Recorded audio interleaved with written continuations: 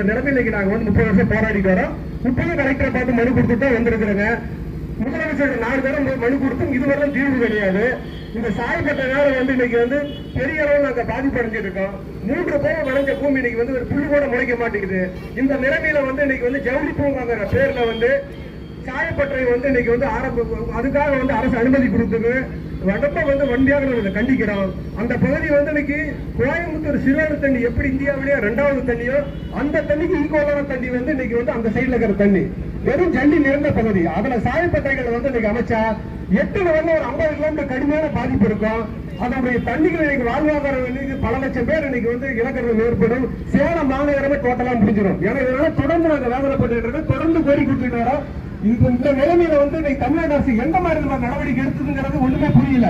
இதுக்காக சேலமான மக்களை உயிரை கொண்டு கொள்ளலாம். அவ்வளவு ஒரு கடுமையான நிலைமையில இன்னைக்கு அந்த பகுதியில் சாயப்படுறதுக்கு அனுமதி கொடுத்திருக்காங்க. முதலமைச்சர் உடனே நடவடிக்கை எடுத்து